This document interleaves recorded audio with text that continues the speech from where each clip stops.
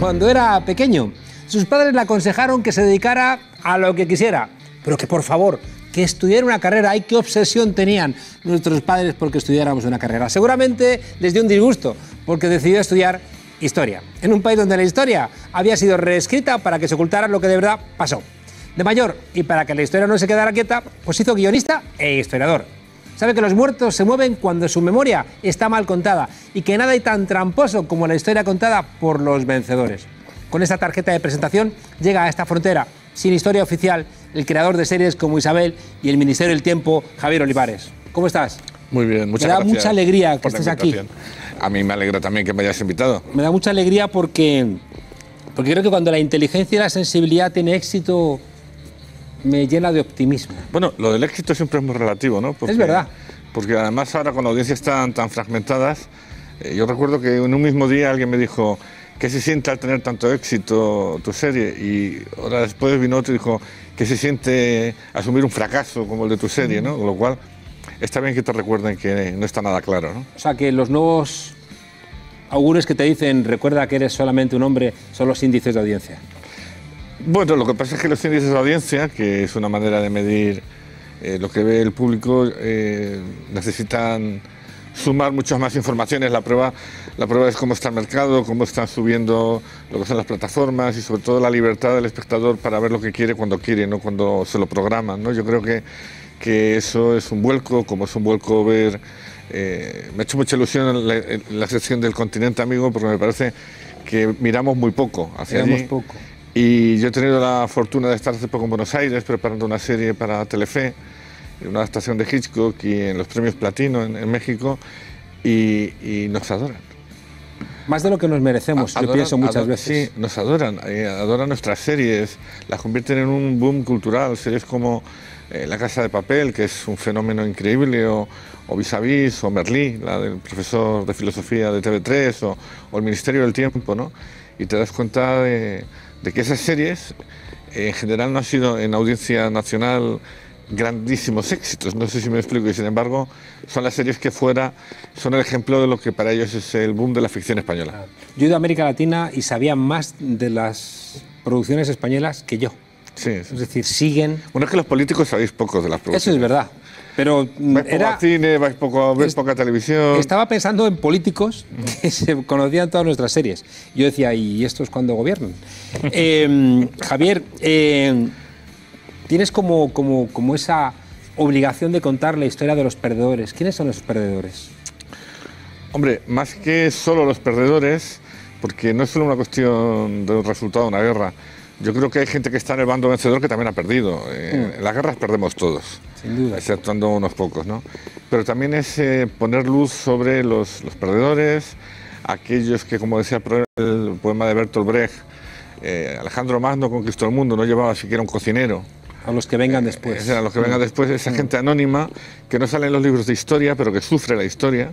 Como ese proverbio chino de... No, es las preguntas de un obrero lector. Las preguntas de un obrero lector. Los que vengan después es la de nosotros que vivimos en tiempos oscuros. Preguntas de un obrero que lee. Es la pregunta de un obrero lector, sí. Entonces muchas veces no es ya el que pierde el perdedor, sino el que no... La historia está escrita sobre las victorias, los reyes, los militares, pero también yo creo que la mujer ha sido una gran perdedora durante siglos y siglos. Parece que las catedrales las hicieron los reyes o los obispos, ¿no? Y no los trabajadores. Sí, bueno, y además de hecho en un momento tan popular que muchos solo firmaban los artesanos con su sello en la roca, ¿no? No eran obras de artista, no eran obras del pueblo, ¿no? Y también de la cultura de la iglesia, etcétera, etcétera, etcétera.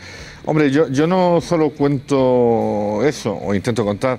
Yo en series como Isabel o Víctor Ros o El Ministerio del Tiempo lo que quiero es hablar de cómo somos los españoles y por qué somos así, y eso viene porque viene de lejos y viene de la historia. Somos un pueblo que no respeta mucho su historia, que no es capaz de alegrarse de aquellas veces que lo hizo muy bien y que no es capaz de reconocer sus errores, ¿no?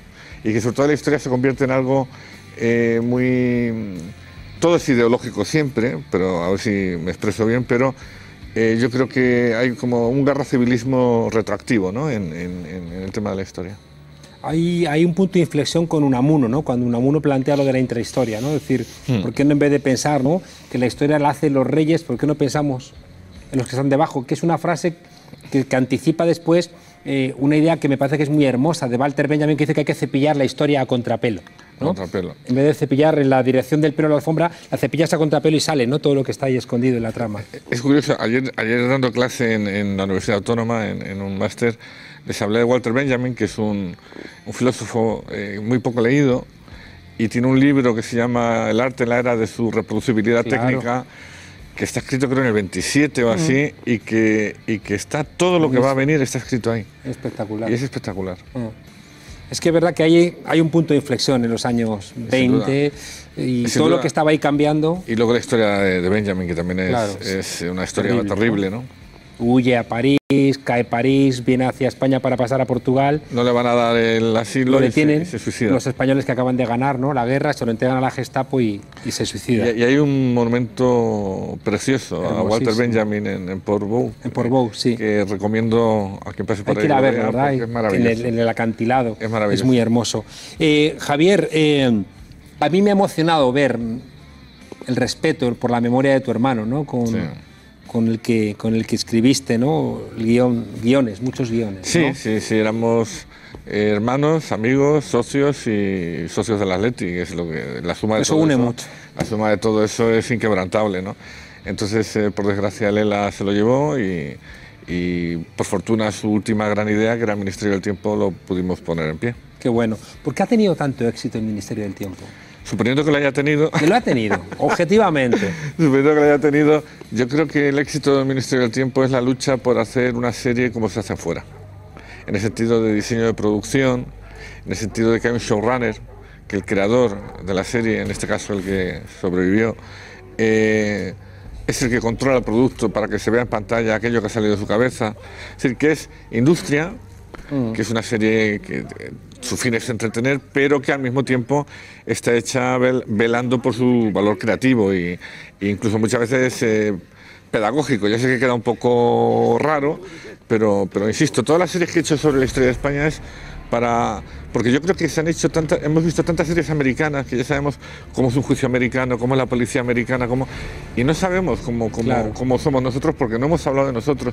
Curiosamente la televisión, cuando era una cadena única, sí hablaba y veías unas series desde Diego de Acevedo o Curro Jiménez o Anillos de Oro, que se decreta la ley del divorcio y a los pocos meses es una serie de la ley del divorcio, y yo creo que tocaba hablar de nosotros mismos, ¿no?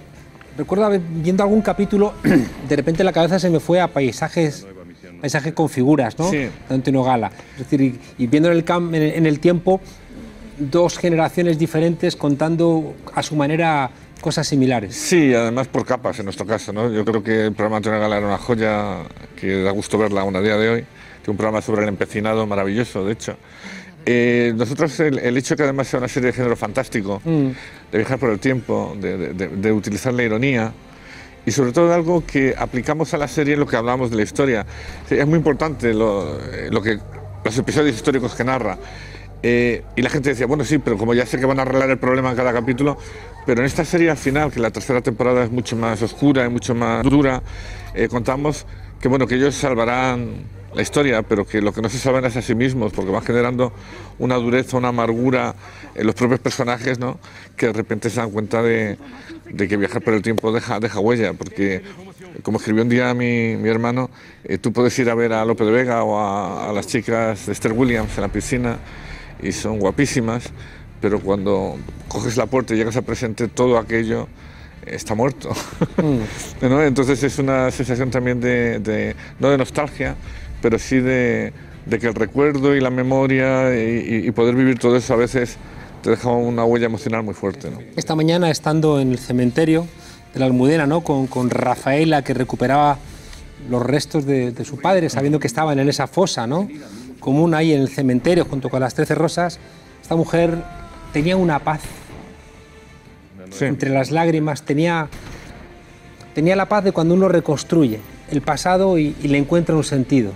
Porque las certezas dan paz, aunque sean duras de asumir, ¿no? Yo creo que en ese sentido es curioso, ¿no? Nosotros escribí un capítulo sobre Lorca, en la residencia de estudiantes, y hay un momento dado en el que el personaje que hacía Rodolfo Sancho le da un abrazo de despedida pero está pensando si decirle o no que no vaya a Granada en el 36, ¿no?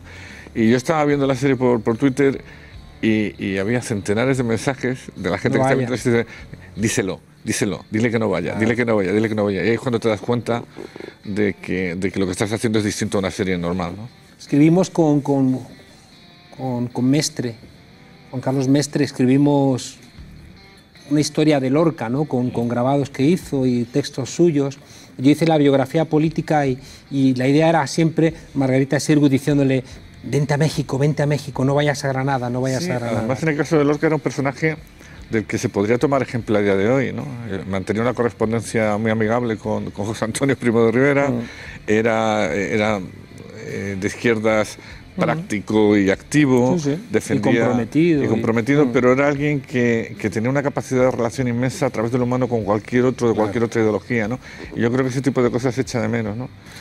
Javier, a veces la historia no es tanto lo que ha pasado, sino el relato sobre la historia. Sin duda. Mi gran pelea con la transición no es con la transición en sí, sino con el relato sobre la transición. Eso es como cuando dicen, se han hecho demasiadas series de la guerra civil, ¿no? Y yo creo que se han hecho pocas buenas, ¿no? Es decir, yo, por ejemplo, siempre creo que está por hacer la traslación a imagen de las novelas de Max Aub, que me parece que es uno de los ítems máximos de nuestra cultura literaria, ¿no? Y a base de eso se ha insistido tanto a nivel mediático de que de la guerra civil ya está todo dicho, que tú presentas cualquier proyecto de guerra civil, a no ser que lo presente David Simon, y fíjate la que le ha caído en las redes sociales, que dices, no te lo cogen, ¿no? Yo creo que hay que dar la guerra en el siguiente paso, en hablar de la transición. Yeah. En que la ficción... ¿Te parece bien que David Simon, ¿no? Que además con producción de aquí, ¿no? De bueno, a mí me parece bien porque además yo trabajo para una empresa, con lo cual yo trabajo media pro en Globo Media. A mí me parece que es fantástico porque además él va a contar el punto de vista de las brigadas internacionales, de un familiar que tuvo que llegó aquí, es decir, nadie tiene el permiso, o sea, nadie tiene, digamos, la autoridad de hablar o no hablar de algo. Cada un escritor puede escribir de lo que quiera. Y el tema de las brigadas internacionales me parece muy hermoso. Hay personajes increíbles. Había un sargento apellidado Lau, como Yuslao, el nombre ahora no recuerdo, que fue el primer oficial de color que mandó tropas en Estados Unidos y murió en Belchite o en la batalla del Ebro. Y su día se celebra el mismo día que Martin Luther King. Y pone su nombre al lado de Martin Luther King y dicen muertos por luchar por una razón justa o algo así. Claro.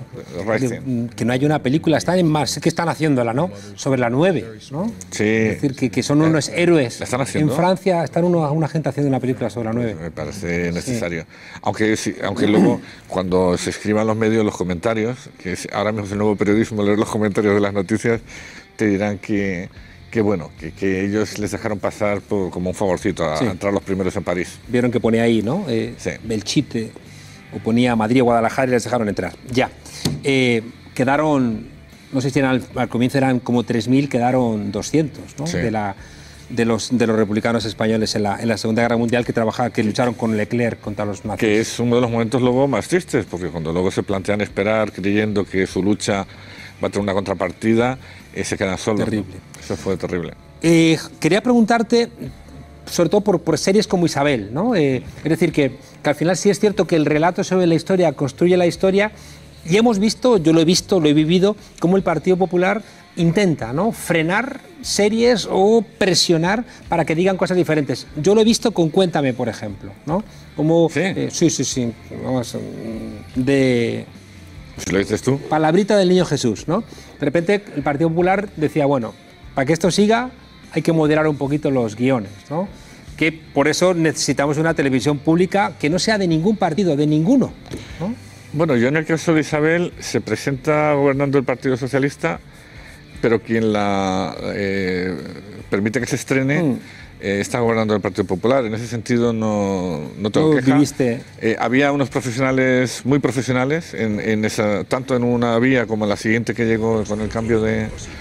Y yo te puedo asegurar que y toda mi carrera, tanto Isabel como el Ministerio del Tiempo, se ha desarrollado en gobierno del PP y no me han dicho nada, o sea, no he tenido ningún problema de libertad. En esa gran interpretación entre Isabel, la católica, como la constructora de de la Inquisición o la constructora del comienzo, ¿no? Del Bueno, ya Estado cuando llega la español. Inquisición yo ya había dejado la serie, porque esa era la segunda temporada, pero cuando cayó en mis manos,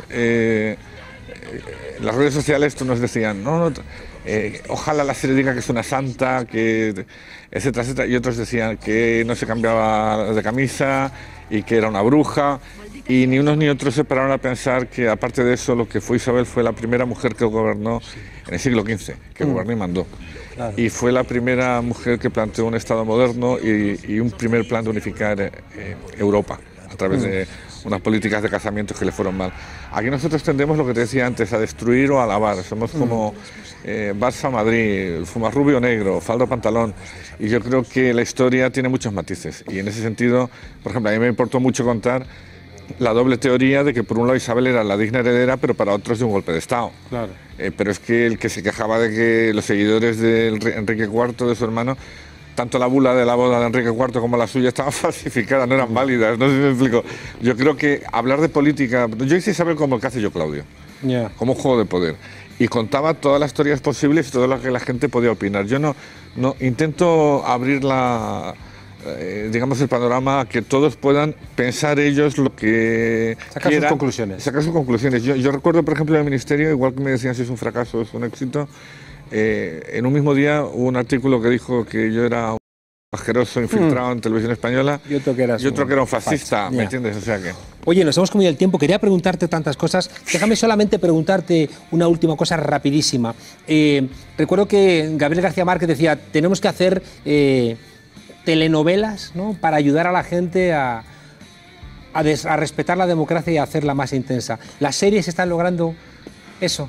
Yo creo que las series lo que tienen que hacer, y de hecho en la televisión pública danesa hay una cláusula que lo pone, que para creador que tiene la obligación de mostrar al ciudadano que las vea para ayudarle a entender, o sea, tiene la obligación de ayudar al ciudadano a entender el mundo en el que vive. ¿Qué series no tenemos que perdernos? Muchas. Pero a nivel, por ejemplo, yo recomendaría 1992, es una serie italiana sobre Tangentopoli y todo el origen de... Y muchas, es que son tantas. Son muchas, ¿verdad? Dicen que hay una burbuja, pero... Tanto talento hay en las series. Mucho talento. Solamente, ¿sabes qué me fastidia? Cuando se alargan innecesariamente. Me parece que hacen trampa. Sí, pero ahora yo creo que eso se está dando cuenta que acaban con ello. Javier Olivares, muchas gracias por estar aquí. Muchas gracias a ti. Tú y la memoria de tu hermano, porque Muchas está aquí gracias. presente y eso es hermoso. Siempre está al lado. Así que muchas gracias. Aquí en la frontera tienes tu casa y aquí no hay verdades oficiales, así que seguramente vas a ser siempre bienvenido. Muchas gracias. Gracias. Y os dejamos con El Tornillo, quien nos va a explicar hoy por qué no hay que temer al feminismo radical. Y creedme, nos queda tanto por aprender. Desobedientes. Hasta mañana.